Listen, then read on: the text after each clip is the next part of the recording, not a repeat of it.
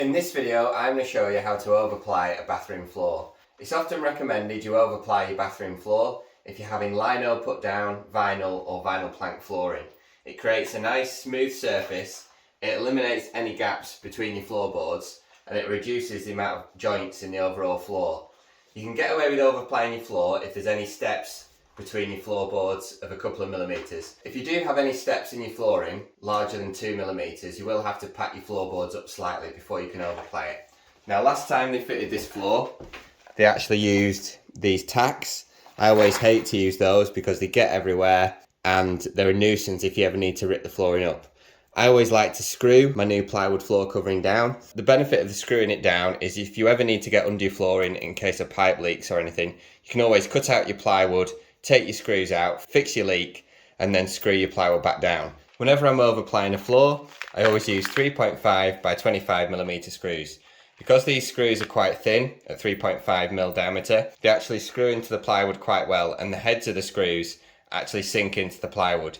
If you use 5.0 or 4.0 by 25 mil screws, you can tend to find that the screw heads just don't drive in just as well. So 3.5 by 25 are perfect to go through 6 millimeters of plywood into your 22 millimeter floorboards. So these are perfect. They'll really dig into the floor and pull everything nice and tight.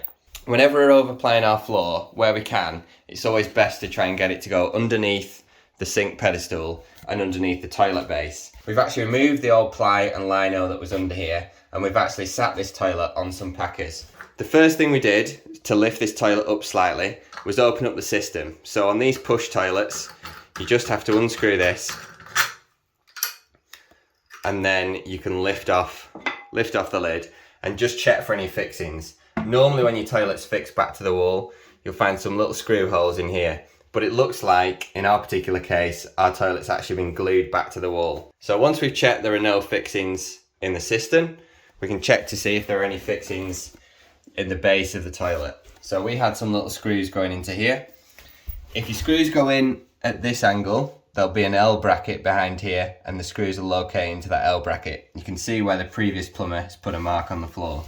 Whereas sometimes you'll find these screws go directly into the floor. So just be aware, if you've got a toilet such as mine, you might have some L brackets behind here which will make it slightly harder to slip your plywood underneath. Removed any screws in the system, we've removed any screws that are in the base of the toilet, and now we've got a little bit of wiggle room in our toilet base so we can slip our plywood underneath. I always like to carry a little 1/4 inch packer around with me, and then I can just see if I've lifted the toilet up high enough. As you can see, that packer actually slips under there, so when we come to fit our plywood we can slip it under our toilet. Then once we know we're in the right position, we'll remove these packers. Normally it can be quite daunting showing you where to start, and every job is different, but I'll just show you my thought process behind starting off with my first sheet of plywood.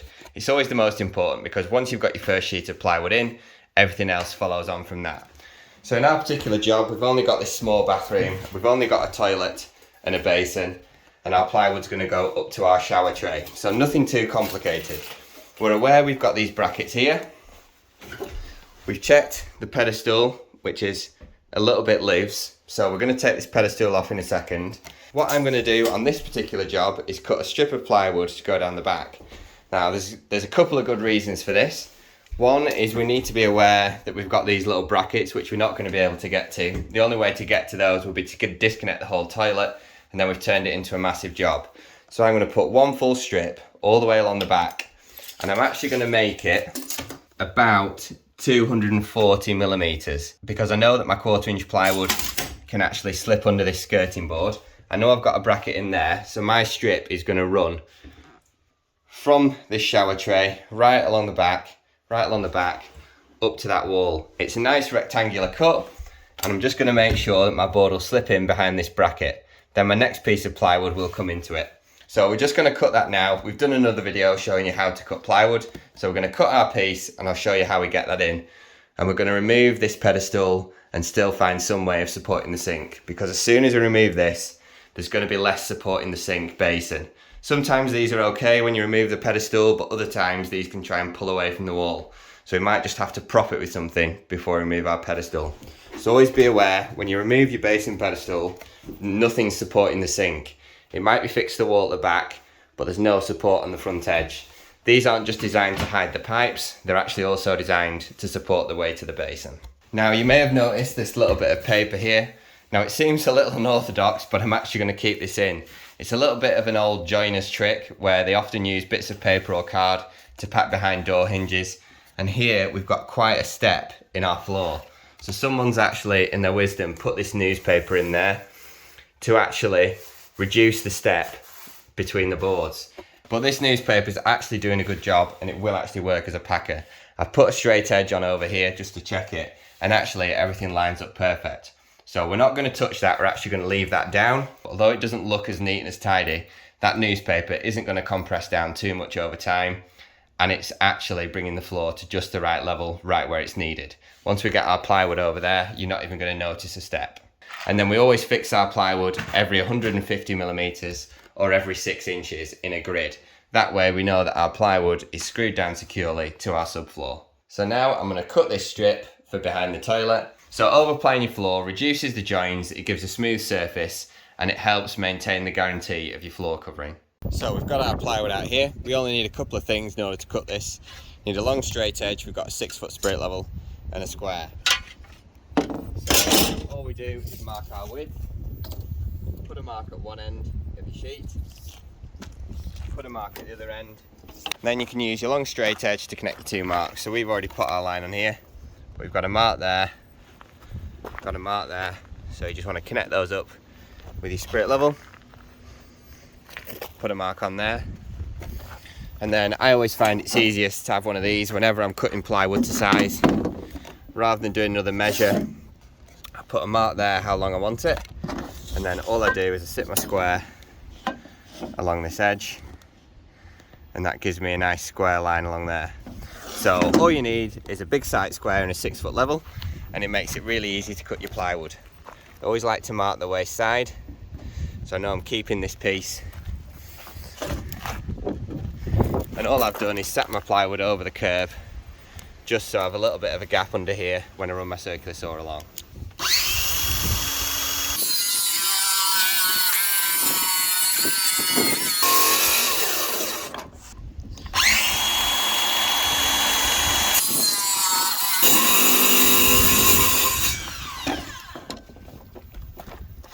So I always like to keep the edge I've cut to the outside of the room, so I know that all the internal edges are factory cut.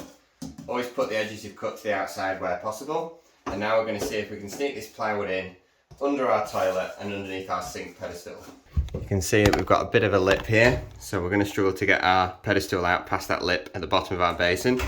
So what I'm going to try and do is remove some of this lino just so our pedestal will drop down, and then hopefully I can slide it out.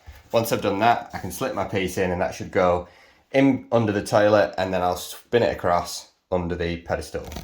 So we've removed the lino from around the pedestal. Now we're going to try and get rid of this old MDF so that our pedestal will drop down and it will pull out at the top. So I've actually slid this pedestal back. I'm just going to cut this with a multi-tool just to give myself a bit more room to manoeuvre. So now I've taken that off, hopefully when I pull this forward it'll drop down. So now we've got a little gap under there that our pedestal can drop into. We're now just going to go to a long shot and show me removing it.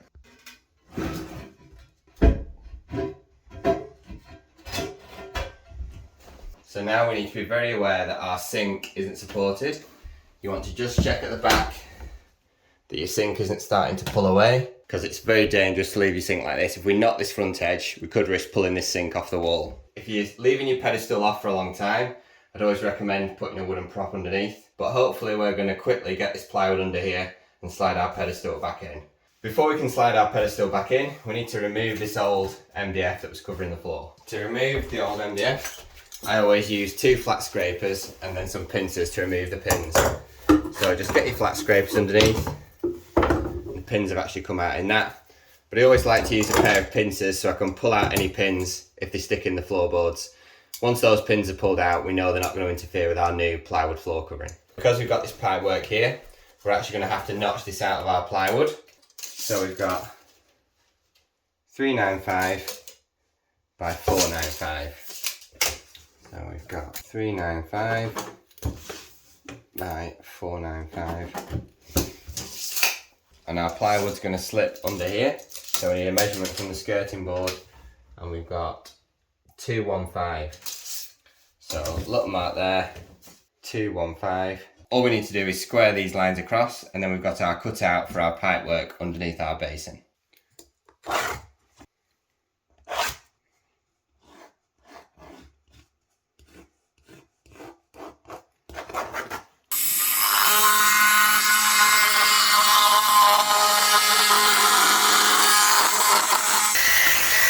We'll keep that piece in case we need to patch it in behind our pedestal. We've decided we're going to struggle to get our piece in all the way along, so we're actually going to cut this piece just underneath the toilet here, so that we're not going to have any joins visible in our floor. Our join's going to be hidden under the toilet. So we're going to take a measurement from the edge of our shower. We're going to go under our toilet a little bit with this. I'm going to cut this to 37 inch, and then we're going to have a piece at this side just going under our toilet. We've removed the packers from this edge, so hopefully we can slide this into place. So now you can see we've got our piece in there exactly where we want it. We've cut round for our basin pipes, and we've actually just cut this length of plywood up to our waste pipe there. We're nice and neat around there, and we're up to our shower. That's exactly where we want to be. So we can start again with a fresh piece at the other side of our toilet. Once we're free from our sink and our toilet, it's a lot easier to fit the rest of the plywood sheets. So we tried to fit our strip all the way along from the shower tray right to the other side of the bathroom. We notched it round for our pipes around where the basin is, but we noticed that the waste pipe came up and into the back of the toilet. Sometimes they go into the wall. So because that was the case, we chose to cut our piece of plywood to length, just up to the waste pipe, and then fit a piece just sliding under the toilet. So that way it all looks neat and there are no joins within the floor. Our joint is hidden under the toilet. And then at the back here, we cut our second piece, and we chose to notch it round that pipe there. We packed our toilet up on these temporary packers, we slid that in, and rather than cutting it to that width, we cut it slightly wider just to the edge of the skirting board here, so that when we slide our next piece in, we don't have to notch it. So as you're cutting your pieces of plywood to size, you want to try and get the largest pieces in where you can, and you want to reduce the amount of notches you have to cut out. If we've got a joint going there, our next piece can just fit right the way along.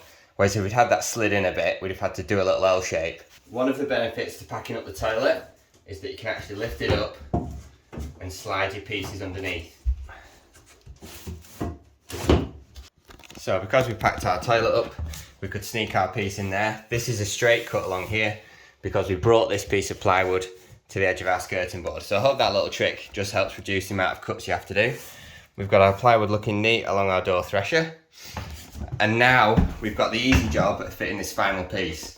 Because we've done the intricate bit there around the pipe work, and because we've slid this under the toilet, we've done the intricate parts to the floor. Now we've got a nice rectangular board to finish off and screw down in that patch there. I always like to get my intricate cuts out of the way, under the basin and under the toilet, and then just leave myself with a nice rectangular cut to finish. We just had to cut a little notch out of this for this back corner. You'll see that in a second.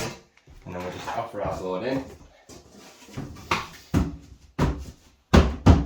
I always like to do a dry run before I screw any of my plywood down, because if you leave everything unscrewed, you check everything fits, you can always tweak some of your plywood so these joints are perfect.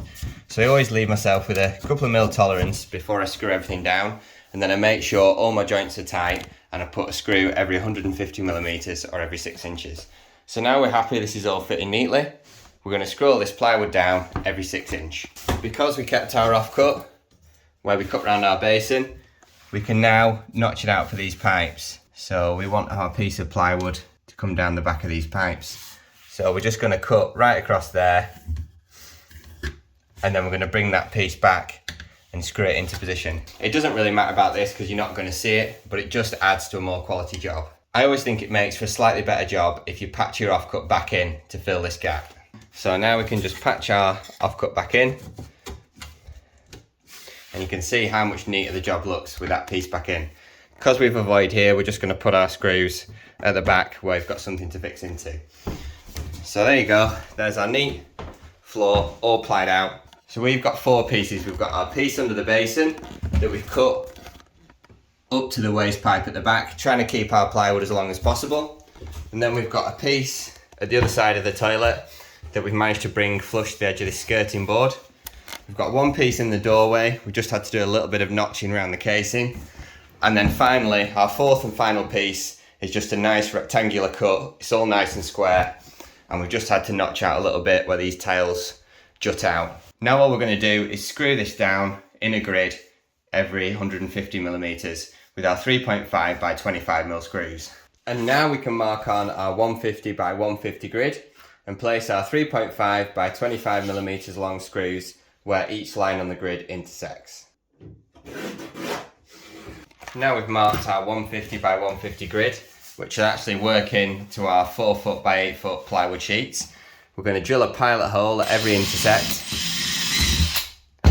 The reason we do a pilot hole is so that when we screw into our floorboards below, the screw will actually clamp the plywood to the floorboards. If we don't drill a pilot hole, then the screw might not pull the plywood tight down to the floorboards. You just want to drill through the surface of the plywood, and then the screw will actually clamp the plywood down to the floorboards.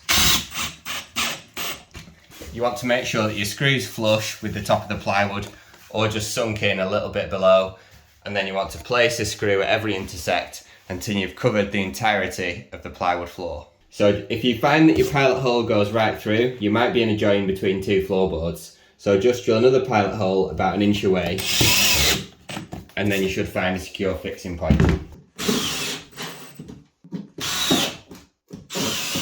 As you can see, we've got our plywood screwed down with our 150 by 150 grid. We've got 150 millimeters there, 150 millimeters there, and we've got a screw in each corner. What I always like to do is go over it with a straight edge and move from side to side and just check that all your screw heads are sunk under. If any of your screw heads are sticking out, you'll catch them on your spirit level or your straight edge as you drag it over. So run that round just to check that none of your screws are proud, and then all we've got left to do is fit the pedestal back on the basin and put our fixings in there to secure our toilet back into place. Now we can slide the basin pedestal back into place. Once that's done, we can put the lid back on the system. All that's left to do now is put our screws back into the toilet, into the brackets behind. You can see some of the chrome's rubbed off this, so we'll try and fit it so we see as much chrome as we can.